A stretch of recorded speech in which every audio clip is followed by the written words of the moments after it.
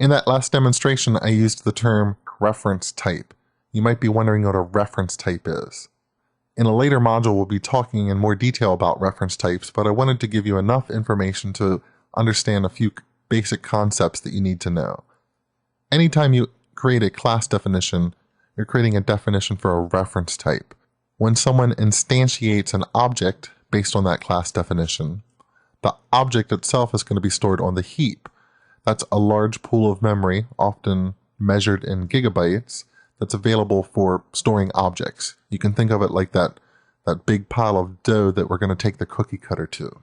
The way that you interact with that object is to have a variable that references the object. It literally points to that object in memory. We might have instantiated 3 different employee objects, but my variable is only going to reference 1. In the demo application that we've been writing, employee is a reference type because it's based on a class. And E1 is referencing an employee object on the heap, but it's not forever bound to this employee object that we created here. So for instance, I could go out and point it to another employee object that we create, and then say the name of that employee is Linda. Now if we run this, and you can see we're going to output e1.name, and we get Linda on the screen. Something else that's interesting about reference types is that you can have multiple variables reference the same object. So I could create a variable e2.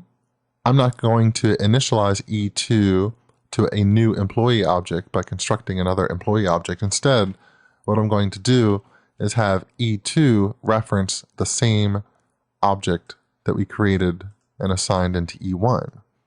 And then I will change the name of that employee to Linda.